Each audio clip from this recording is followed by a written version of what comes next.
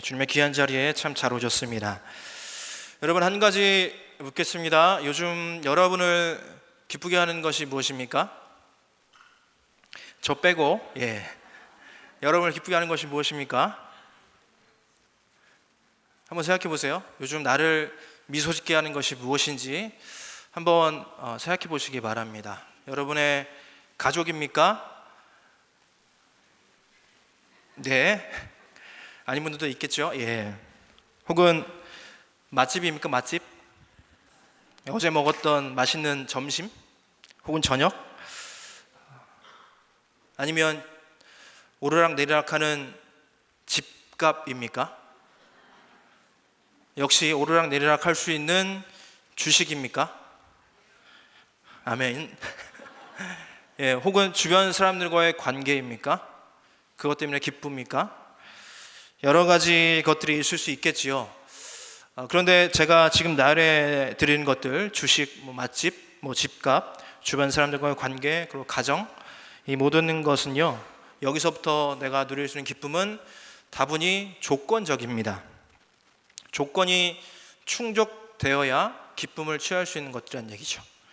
주식이 많이 올라야지 기쁘고, 가슴이 조마조마하지 않고, 집값도 조금씩 올라야지 마음이 평안하고 입가에 미소가 나고, 또 사람들과 관계가 좋아야지 내가 또한 기쁘고 기대되고 하는 그러한 것들이죠.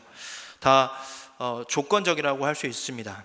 그런데 우리에게는 이미 조건 없이 누릴 수 있는 기쁨이 주어져 있습니다. 무엇이죠? 무엇이죠? 예자로 시작합니다. 예수 그리스도입니다. 무조건적인 기쁨, 변함이 없는 기쁨, 그것은 나를 받으시고 나를 인도하시고 나의 인생을 안아주시는 우리 예수 그리스도밖에 없습니다. 오늘은 이 예수 그리스도께서 말씀하신 복음에 대해서 우리 은혜를 누릴 수 있기를 소망합니다. 그리고 가변적인 기쁨이 아니라 변함없는 기쁨을 내가 어떻게 취할 수 있을 것인지 오늘 말씀을 듣고 이 전을 나가면서 같이 함께 간직하고 나아갈 수 있기를 축복합니다. 여러분, 복음이 무엇입니까? 복음은 좋은 소식, 기쁜 소식이란 뜻을 가진 단어입니다. 굿뉴스라고도 하지요. 근데 이 말은요, 헬라어로 아마 많이 들으셨을 것입니다. 유앙겔리온이라고 합니다. 유앙겔리온. 그런데 이 말은요, 예수님 시대 이전부터 통용되던 말이었습니다. 로마 시대에 로마 황제가 태어났을 때에, 혹은 태어난 그 황태자가 황제로 이제 즉위하였을 때, 또 그 황제가 수많은 전쟁을 치르고 승리를 거두고 돌아올 때 들려오는 소식들, 그러니까 황제와 관련된 이 소식들, 정복에 관련된 소식들, 이것이 당시에 통용되던 유앙겔리온, 복음이란 그런 단어가 가진 의미였습니다. 그러니까 이 복음은 강한 자, 로마 황제겠죠? 강한 자가 가진 힘에 의해서 세상을 다스리고 통치하는 행위들이 이루어지는 상태를 이르는 말이었습니다.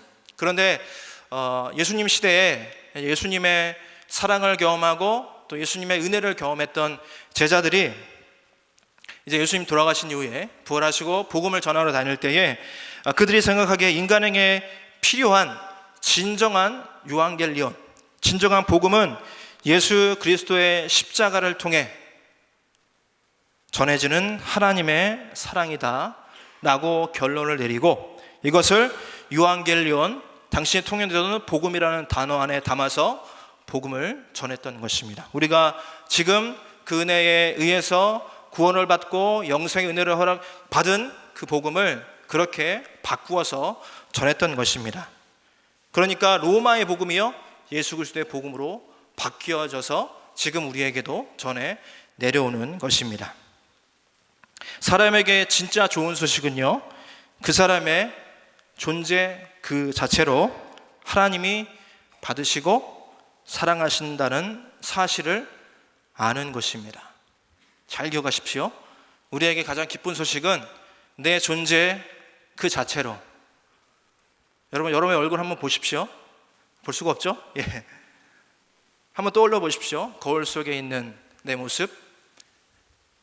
그 모습이 슬픔에 잠겨 있든 아니면 기쁨에 젖어 있든 근심 가운데 있든 슬픔 가운데 있든 어떤 상황 가운데 있든 그 모습 그대로, 그 존재 그 자체로, 힘들면 힘든 대로, 힘들지 않으면 또 그런 대로 하나님이 그 자체로 받으시고, 마음 안으로 받으시고 또 안아주시고 사랑하신다는 사실, 이것이 우리에게 진짜 좋은 소식이 아니겠습니까? 예수 그리스도를 통해서 그 사랑을 알고 또 믿고 고백하는 자들을 사랑받기에 합당한 그의 자녀로 삼아 주시고 그렇게 살게 해 주신다는 것, 이것이 우리에게 변하지 않는 기쁜 소식이지 않을 수가 없습니다. 이 복음의 내용을 좀 자세하게 살펴보도록 하겠습니다. 크게 두 가지 차원으로 제가 설명을 해드리고 싶은데요. 첫 번째는 개인적 차원의 복음입니다. 두 번째는 우주적 차원의 복음입니다. 좀 어려운 말인데 이따 설명 들으면 어려운 단어가 아니니까 그렇게 일단 아시고 들으셨으면 좋겠습니다. 첫 번째, 개인적인 차원의 복음입니다. 여러분, 누군가 여러분에게 교회를 다니지 않는 내 주변의 누구가, 친구가, 선배 혹은 후배가 나에게 묻습니다. 누구누구야, 복음이 뭐니? 누구누구야, 나한테 복음에 대해서 설명해 줄 수 있니? 라고 묻는다면 여러분 뭐라고 답하겠습니까? 뭐라고 답해 주실 수 있습니까? 답해 주실 수 없다면 오늘 말씀을 잘 들으시기 바랍니다. 그리고 답할 것을 우리는 항상 준비하고 있어야 되는 것 기억하시기 바랍니다.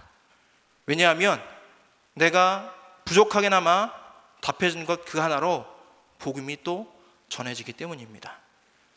그것을 통해서 하나님의 나라가 또 이루어지기 때문입니다. 잘 들으시기 바랍니다. 개인적인 차원의 복음은요, 죄로 인해 죽을 수밖에 없던 우리를, 그리고 하나님 앞에 나아갈 수 없던 우리를 하나님께서 예수 그리스도의 십자가 구속의 은혜로 우리를 살려주시고 하나님 앞에 설 수 있게, 하나님의 인도하심을, 다스림을 받을 수 있는 그 상태로 만들어주시고 이끌어주시고 주관하여 주신다는 것, 그것이 개인적인 차원의 복음입니다.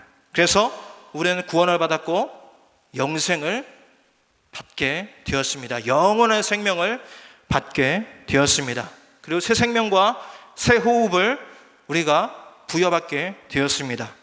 하나님의 사랑과 예수 그리스도의 십자가를 통해서 우리 모두가 예수 그리스도를 믿는, 그리고 고백하는 모든 이들이 다시 살게 되었다는 것입니다. 새 호흡으로, 이전의 호흡이 아니라, 이전의 생명이 아니라 새 호흡으로, 새 생명으로 살게 되었다는 것입니다.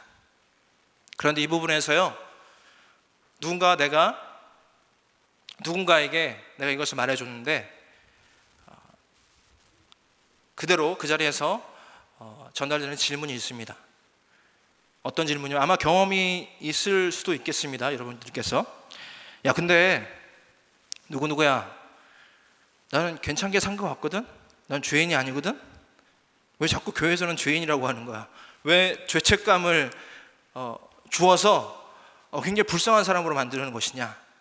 라는 질문을 받아 본 적이 있는 분이 계실 거라 믿습니다. 여기서 말하는 죄는요, 도덕적인 죄, 사회적인 죄, 윤리적인 죄를 말하는 것이 아닙니다. 그런 죄로 발전할 수 있으나 그것 자체를 얘기하는 것이 아닙니다. 그것의 근원이 되는 우리 본성 안에 있는 죄성을 얘기합니다. 그 본성은 무엇이냐? 자기 중심성의 죄를 얘기합니다. 그것이 무엇입니까? 하나님이 계셔야 하는 자리인데, 온 우주 만물을 지으시고 창조하시고 붙드시고 인도하시는 하나님께서, 창조자 하나님께서 계셔야 할 내 인생의 중심의 그 자리에 내가 있는 것, 하나님이 계셔야 할 자리에 있어야 되는 그 하나님을 무시하고 그 자리에 내가 앉아서 나의 뜻대로 살아가는 그 모습 그 자체, 하나님을 모르고 사는 것도 포함이 되는 것이겠죠. 그 자리에 내가 앉아있는 것, 하나님 밑에 계세요, 제가 그 자리에 있겠습니다 하고 살아가는 것, 그렇게 살아가게 만드는 그 마음의 본성의 시작, 자기중심성의 죄가 바로 성경이 말하는 죄인 것입니다. 그런 죄악들이 자라나고 열매를 맺어서 도덕적인 죄악까지도, 사회적인 죄악까지도, 그리고 윤리적인 죄악까지도 이어지게 된다는 것이죠. 이 세상의 모든 범죄들의 근원은 자기 마음속에 있는 자기 중심성 때문에 그런 죄들이 만연하게 된 것입니다. 자기 중심성의 죄로 인해서 죽을 수밖에 없고 하나님 앞에 설 수 없는 우리를 하나님은 예수 그리스도의 십자가를 통해서 길을 내셨습니다. 우리의 노력이 아닌, 아까 찬양에도 고백했죠? 우리의 노력으로는 갈 수 없습니다. 도달할 수 없습니다. 하나님 앞에 갈 수 없습니다. 그런데 하나님이 친히 먼저 우리에게 그 길을 놓아주시고 그 사랑을 힘입어 하나님의 보좌 앞으로 나오고 그 하나님의 사랑 안에서 살아갈 수 있도록 우리에게 예수님을 허락해 주셨던 것입니다. 예수님은 우리의 모든 죄를 위해서, 우리 자기 중심성의 죄악을 덩어리인 우리를 위해서 죽으시고 그리고 부활하셨습니다. 그래서 우리가 하나님의 자녀가 되는 권세를 얻게 하셨습니다. 그로 인하여서 우리는 구원을 받았고요, 믿는 자들은 구원을 받았고 영생을 받았습니다. 영원한 생명을 받았습니다. 그런데요, 여기서 오해가 있습니다. 영원한 생명, 그것은 우리가 죽음 이후에 살게 되는 영원 불멸의 어떤 그 상태를 얘기하는 것이라기보다는 예수님을 나의 구주와 주님, 나의 구원자시요 내 삶의 주인으로 믿고 고백하는 그 순간, 하나님의 자녀가 되어서 살아가는 그 순간부터 영원까지 이어지는 모든 순간들이 영생인 것이에요. 우리가 죽음 이후에 그때부터 바로 시작되는 그것이 바로 영생이 아니라, 내가 하나님의 능력을 믿고 하나님의 일하심을 믿고 예수 그리스도의 구속하심을 믿고 살아가는 그 상태부터 바로 영생의 은혜가 시작된다는 것이에요. 그래서 우리가 복음을 천국을 들어가는 승차권으로 오해하는 경우가 가끔 있습니다. 무슨 말이냐면, 천국을 들어가기 위해서 내가 예수를 믿는다, 천국에 가기 위해서 내가 복음을 받으렸다. 물론 틀린 것은 아니에요. 그러나 그것은 복음을 아주 작은 의미로만 이해하는 것입니다. 그렇게 된다면 천국 수장권을 얻은 이후에 내가 살아가는 내 삶의 모양에서는 고민이 없게 돼요. 예수님을 믿고 살아가지만 내 삶의 변화가 없는 모습으로 살아가도 괜찮은 느낌이 든다는 것이죠. 복음은 그런 것이 아닙니다. 하나님 우리를 살리시고 구속하시고 다시 살게 하신 그것은 이 세상을 하나님의 그 마음으로 살아갈 수 있도록 우리를 불러주시고 우리로 하나님의 그 나라를 이루게 하셨다는 것을 믿으며 살아가게 하신 것입니다. 천국 수차권이 아닌 것이에요. 아주 그것은 복음에 대해서 굉장히 50%도 안 되는 이해를 가지고 바라보는 그런 관점인 것입니다. 첫 번째 개인적 차원의 복음이 이것입니다. 두 번째 차원은요, 아까 우주적인 차원이라고 말씀드렸죠. 조금 어렵지만 어렵지 않습니다. 무엇이냐면 예수님이 말씀하신 복음입니다. 예수님이 십자가에 달려 죽으시기 전에 공생애를 시작하시면서 선포하신 복음인 것입니다. 그것은 하나님 나라의 복음입니다.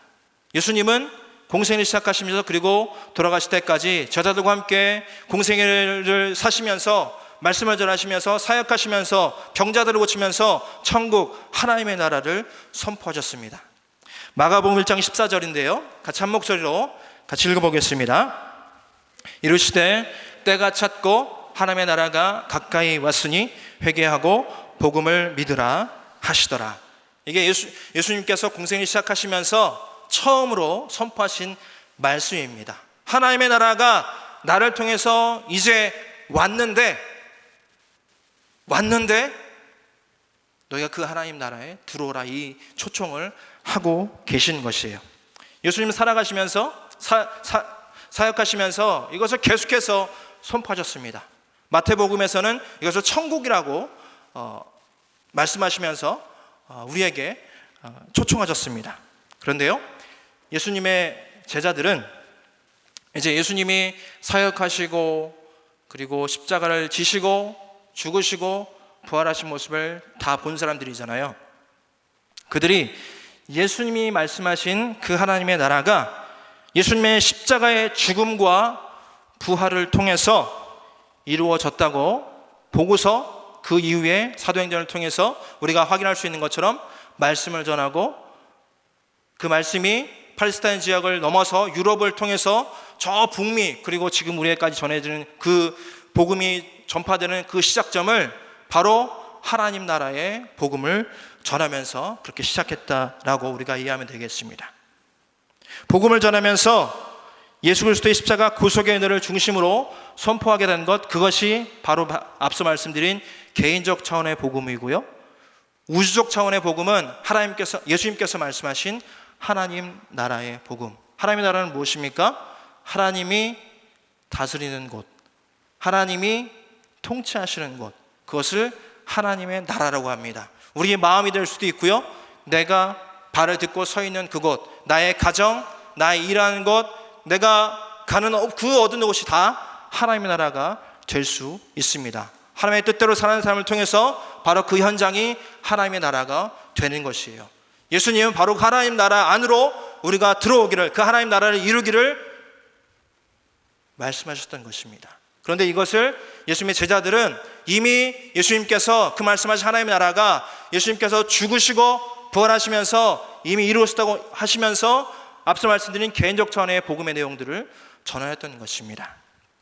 우리가 복음에 대해서 이해할 때 이 두 가지를 같이 이해하는 것이 너무나 중요합니다. 앞서 개인적 차원의 복음만 이해하고 있다면 그것은 아까 말씀드린 천국 순창권 같은 그런 좁은 의미의 복음 이해로만 머물 수 있는데, 우리는 그 복음이 나만 살리고 나에게만 구원 주시고 나에게만 은혜 주시고 그치는 것이 아니라 나를 살리신 그 하나님께서 나를 통해 이 세상도 살리시고 온 우주도 함께 회복시키기를 원하신다는 그 마음으로 살아가는 것이 바로 온전한 복음으로 살아가는 것이라고 할 수가 있겠습니다. 그런데 이 하나님 나라는요, 이미 왔지만 아직 오지는 않았습니다. 궤변같이 들을 수 있는데요, 이미 그러나 아직이라고 표현을 하거든요. 그것은 하나님 나라가 그리스도의 십자가의 구속의 은혜를 통해서 이미 한번 오셨어요. 예수님 때 한번 오고 예수님이 승천해서 하늘로 올리셨잖아요. 그리고 다시 오실 것을 말씀하셨지 않았습니까? 그때 다시 오실 그 하나님의 나라, 완전한 모습으로 회복될 하나님 나라는 아직 오지 않았다는 것이에요. 이미 왔지만 아직 오지 않았다는 것입니다. 여기까지 이해되시나요? 이미 왔지만 아직 오지 않은 나라, 그 하나님 나라가 지금 우리가 사는 이 시대를 얘기합니다. 이미 왔으나 아직 오지 않은 그 하나님 나라를, 완전한 하나님의 나라가 오기까지 우리는 이 이미와 아직 사이에서 그 하나님 나라를 이루기 위해서 하나님 나라의 복음으로 이때를 지금 살아가야 하는 것입니다. 나에게 구원의 은혜를 주시고 영생의 은혜를 주신 그 하나님 나라의 복음으로 내가 발을 딛고 서 있는 이곳에 하나님 나라를 세우기를 열심히 그리고 진정으로 원하며 달려가야 할 것입니다. 하나님은요, 우리로 하여금 하나님 나라의 그 복음, 하나님 나라의 그 좋은 소식을 전하기를 원하셨습니다. 정리해서 말씀드리면요, 이 우주적 차원과 이 개인적 차원의 그 복음을요, 이제 이해하실 때 이렇게 이해하시면 됩니다. 첫 번째로, 하나님이 세상과 인간과 나를 창조하셨기에 하나님은 창조주이시며 인간의 역사와 문화 그리고 나의 주인이신 것을 먼저 고백하는 것입니다. 첫 번째는 하나님은 주인이시다, 우리의 주인이시다 고백하는 것이고요. 두 번째는 인간은 하나님께서 주인 되신 것을 거부하고 자신이 스스로 주인의 행세를 하고 있고 나 또한 그러한 사람이었다. 무엇입니까? 죄인이었다는 것이죠. 하나님은 주인이셨고 우리는 죄인이다. 세 번째는 하나님 없는 삶에는 죽음이 기다리고 있는데 기다리고 있는데, 하나님은 우리를 사랑하셨기 때문에 우리가 지불해야 할 죽음의 대가를 예수님이 십자가에서 죽으심으로 대신 지게 하셨다는 것입니다. 세 번째로 예수 그리스도의 죽음. 첫 번째는 하나님이 주인이시다. 두 번째는 우리는 죄인이다. 세 번째는 하나님이 그 예수 그리스도의 십자가를 통해서 우리 다시 한번 살게 하셨다는 것입니다. 마지막 네 번째는 예수님의 십자가 죽음으로 나타난 하나님의 사랑을 받아들이고, 잘 들으십시오. 예수님의 십자가의 죽음을 통해 나타난 하나님의 사랑을 받아들이고 예수님을 나의 삶의 주인으로 모신다면 우리는 하나님의 자녀가 되며 하나님의 나라를 이 땅에 오게 하는 일에 동참하게 되는 것입니다.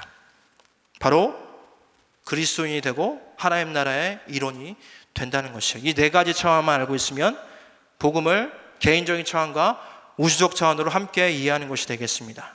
첫 번째로 하나님은 주인이시다. 온 우주 만물을 주시는 주인이시다. 두 번째는 우리는 뭐다? 우리는 죄인이다. 세 번째는 예수 그리스도께서 그런 우리를 위해서 죽으셨다는 것이에요. 죽으시고 우리는 하나님의 자녀가 되는 권세를 누리게 하셨다는 것, 그리고 그 사실을 믿고 받아들이고 고백한다면 우리는 하나님 나라의 일원이 되고 하나님 나라에 속한 자가 되고 하나님 나라를 일궈낼 수 있는 그 사람이 된다라는 것, 이것이 예수님께서 말씀하신 하나님 나라의 복음의 내용인 것입니다. 그런데요, 이 복음으로 우리가 어떻게 살아야 할 것일까요? 어떻게 살아야 할까요? 오늘 본문을 통해서 그 실마리를 찾아볼 수가 있는데요, 오늘 본문에서 19절부터 22절의 마지막 부분만 한번 보시겠습니다. 19절 한번 띄워주실래요? 19절 화면에 나와 있습니다. 맨 마지막에 뭐라고 써있죠? 내가 얻고자 함이라 돼 있죠. 20절 보여주시기 바랍니다. 20절 맨 마지막에 뭐라고 돼 있죠? 유대인들을 얻고자 하며 돼 있죠. 21절입니다.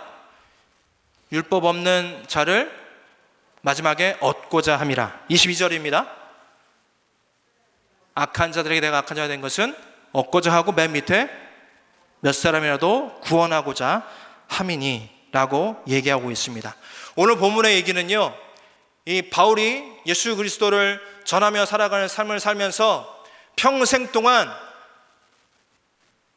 바울이 말하고 또 고백했던 그 사도권에 대한 의문이 계속해서 따라다녔습니다. 너는 예수님을 믿는 사람들을 잡아서 죽이던 사람이 아니냐? 그리고 네가 예수님을 직접 본 것도 아닌데 네가 어떻게 사도가 된다고 말을 하고 다니느냐? 라고 하면서 사도 바울의 그런 사도권에 대해서 도전하고, 그래서 의심하는 무리들이 굉장히 많았습니다. 평생토록 쫓아다녔어요. 그런 그들에게 내가 사도직의 권리를 아직까지 가지고 있으나 내가 그것을 주장하지 않는 것은, 그것을 통해서 나는 로마 시민권을 가지고 있고 유대인 중에 유대인이고 학식으로도 높은 학식을 가지고 있지만 내가 그 모든 권리를 취하지 않고 오히려 낮은 곳에 가서 예수님의 복음을 전하고 있다라고 지금 얘기하고 있는 본문이 오늘 본문인데요, 여기서 얻는다라는 말은 하나님의 사람이 되게 한다는 얘기입니다.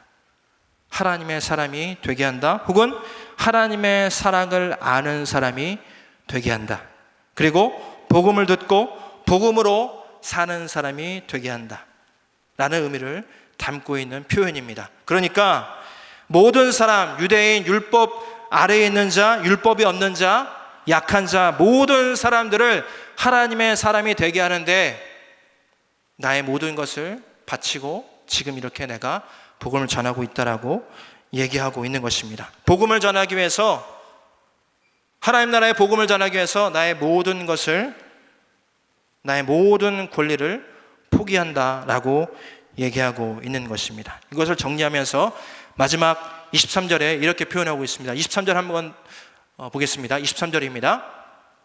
함께 읽겠습니다. 내가 복음을 위하여 모든 것을 행함은 복음에 참여하고자 함이라. 복음을 위하여 이 모든 것을 내가 이렇게 한 것은 내가 그리스도의 복음에 참여한 자가 되기 원한다. 이거 무슨 말입니까? 하나님 나라의 일원으로 내가 신실하게 살아가기 위함이다 라고 얘기하는 것이에요. 조금 바꾸어서 설명해 드리면요, 이것은 내가 주인이 아니라 하나님이 주인된 삶을 살겠다라고 고백하는 것이에요. 하나님이 원하시는 것을 조차 살고 하나님 나라의 가치대로 살겠다라는 것입니다. 하나님 나라의 가치는 무엇입니까? 하나님 나라의 가치, 정의와 공의로 표현될 수 있는데 그것은 하나님 사랑과 이웃 사랑, 이 두 가지로 표현될 수 있습니다. 정리될 수 있습니다. 내가 주인이 아니라 하나님이 주인된 삶을 살아가는데 하나님이 원하시는 것을 쫓아가고 또 하나님 나라의 가치대로 내가 살아가겠다라고 고백하는 것. 그렇게 살기 위해서 내가 나의 모든 권리를 포기하고 그 사람들도 나와 같은 사람이 되게 하기 위해서, 그들도 하나님의 사랑을 입고 그 존재 그 자체로 받아들여져야 하는 사람이 되게 하기 위해서 나의 모든 것을 버리고 하나님 앞에 내가 나아간다라고 지금 얻고자 함이라, 구원코자 함이라 라고 고백하고 있는 것입니다. 맨 마지막 절에 아까 읽었던 것처럼 복음을 위하여 내가 모든 것을 행하면 나도 그렇게 복음에 참여하고자 합니다 라고 얘기하는 것입니다. 여러분, 오늘 설교 제목이 복음으로 사는 방법입니다. 복음으로 사는 방법. 이게 무엇입니까? 첫 번째는 나의 유한함, 나의 부족함을 놓고 하나님의 완전함을, 하나님의 영원함을 붙잡는 것입니다. 온 세상을 지으시고 붙드시고 주관하시는 하나님의 영원함, 하나님의 완전함을 붙잡는 것이에요. 우리 삶에 여전히 슬픔이 있고 여전히 아픔이 있고 여전히 근심이 있는 이유는 무엇입니까? 그것은 아직 여전히 나의 부족함을 붙잡고 있기 때문이에요. 나의 부족함을 안고 있는 그 하나님의 완전함을 우리가 붙잡을 수 있기를 축복합니다. 그렇게 사는 삶이 복음으로 사는 삶입니다. 하나님의 아버지 되어주심을 거부하지 않고 자신의 틀 안에 갇히지 않고 하나님을 내 인생의 주인으로 모셔드리는 것이에요. 아까 자기 중심성의 제가 하나님이 계셔야 할 자리에 내가 앉아있는 것이라고 말씀드렸죠. 그 자리에 다시 하나님이 앉으시도록 내가 그 자리에서 내려오는 것이에요. 하나님의 완전함, 하나님의 영원함을 붙잡는 것입니다. 두 번째로 하나님 나라의 복음을 듣고, 온전한 복음을 듣고 나의 죄를 회개하고 내 중심성의 죄들을 하나님께 돌려드리면서 하나님 나라로 들어가 하나님의 다스림을 받는 것이에요. 하나님의 다스림 안에서 사랑의 이중계명, 하나님 사랑과 이웃 사랑을 행하며 살아갈 때 그 현장에서 하나님의 나라가 시작되는 것입니다. 그 현장에서 하나님의 나라가 확장되는 것입니다. 어려운 것이 아닙니다. 단지 어렵다고 느끼는 것은 내가 그것을 거부하기 때문에 어려운 것입니다. 거부하지 않으면 우리는 모두는 하나님의 나라를 이루는 그 현장에 담대하게 설 수 있을 것입니다. 우리 성경에 몇 구절을 보고 이 말씀을 정리하겠습니다. 마태복음 24장 14절 말씀 함께 읽어보겠습니다. 이 천국 복음이 모든 민족에게 증언되기 위하여 온 세상에 전파되리니 그제야 끝이 오리라. 예수님께서 하신 말씀입니다. 아까 마태복음에서는 하나님 나라를 천국으로 표현했다고 말씀드렸죠. 이 천국 복음이 모든 민족에게 증언되기 위하여 온 세상에 전파될 것이라고 말씀하셨습니다. 누가 전파합니까? 하나님의 나라의 복음을 은혜를 얻고 구속의 은혜를 먼저 경험한 우리가 가서 전하거나 내 삶에서 말하거나 보이거나 하면서 전하는 것입니다. 누가복음 16절 말씀 함께 읽겠습니다. 율법과 선지자는 요한의 때까지요, 그 후부터는 하나님의 나라의 복음이 전파되어 사람마다 그리로 침입하느니라. 사람마다 하나님 나라로 침입한다는 건 무슨 말입니까? 모든 사람이 복음을 듣고 하나님 나라로 들어가기를 힘쓴다는 예수님의 말씀입니다. 이렇게 예수님은 하나님의 나라에 대해서 강조하시면서 돌아가시기 전까지 그것을 말씀하셨던 것입니다. 베드로후서 3장 9절 말씀 읽어보겠습니다. 주의 약속은 어떤 이들이 더디다고 생각하는 것 같이 더딘 것이 아니라 오직 주께서는 너희를 대하여 오래 참으사 아무도 멸망하지 아니하고 다 회개하게 이르기를 원하시느니라. 아까 이미와 아직 사이에 있다고 했죠. 하나님의 모든 능력을 다 써서 모든 사람이 하나님을 믿게 하기를 우리 생각할 수 있는데 하나님 지금 그렇게 하지 않으십니다. 먼저 회개하고 돌아오기를 기다리시는 것입니다. 그 길은 누가 만듭니까? 예수님이 우리를 통해서 만들고 계십니다. 마지막으로 디모데 전서 2장 4절 말씀입니다. 함께 읽겠습니다. 하나님은 모든 사람이 구원을 받으며 진리를 아는 데에 이르기를 원하시니라. 이게 하나님의 마음입니다. 하나님은 모든 사람이 단 한 명이라도 내 사랑에서 떨어지지 아니하고 구원받기를, 영생의 은총을 누리기를 원하고 계십니다. 그 길을 우리를 통해서 이루어 가시기를 무던히도 원하시고 계시다는 것입니다. 말씀을 정리하겠습니다. 사랑하는 여러분, 복음은요, 나를 세우고 나를 살리고 나를 통해 흘러가는 하나님의 사랑입니다.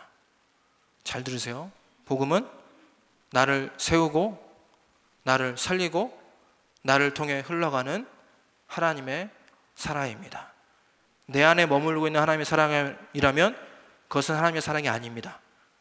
그냥 내가 하나님의 사랑을 느끼는 것이에요. 하나님의 사랑은 나로부터 흘러가게 되어 있습니다. 이 하나님 나라의 복음으로 내가 서 있는 곳이 하나님이 다스리는 곳, 즉 하나님의 나라가 될 수 있기를 축복합니다. 복음으로 사는 방법은요, 삶에서 이렇게 하나님의 뜻과 가치를 놓치지 않는 것이에요. 놓치지 않는 것이에요. 그러나 우리 실패할 수 있습니다. 놓칠 수 있습니다. 그럼 어떻게 해야 되나요? 포기하고 난 안 돼 하고 돌아서야 됩니까? 다시 잡으십시오. 다시 잡으십시오. 놓친 지 이미 오래되었습니까? 지금 잡으십시오. 힘듭니까? 계속 잡고 계세요. 하나님께서 인도하십니다.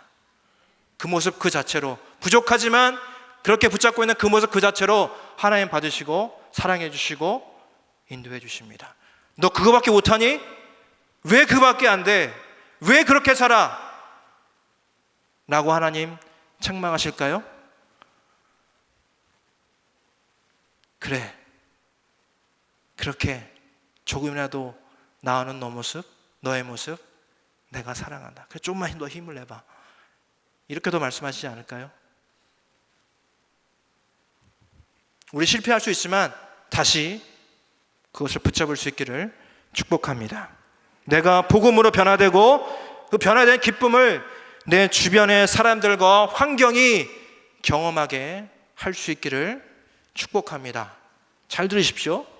내가 복음으로 변화되고 변화된 그 기쁨을 내 주변의 사람들과 내 주변의 환경이 경험할 수 있도록 나의 것을, 우리의 것을 내어놓을 수 있기를 축복합니다. 하나님 나라를 이루어가는 그 기쁨, 하나님의 그 나라를 이루어가는 그 영원한 기쁨이요, 우리 모두의 변함없는 기쁨이 될 수 있기를 축복합니다. 그 한 자리 한 자리에 우리 여러분 한 명 한 명 세우셨다는 것, 내가 뭘 할 수 있을까? 하나님 그거 보지 않으세요. 그 존재 그 자체로, 그렇게 그 마음으로 그것을 붙잡고 서 있는 것, 그것 보십니다. 그 가운데 필요한 힘과 주시고 지혜도 주시고 사랑도 주십니다. 그 사랑으로 우리의 인생을 안아주고 계십니다. 우리 좌우 옆 사람에게 고백해 주십시다. 하나님이 그렇게 너를 사랑한대.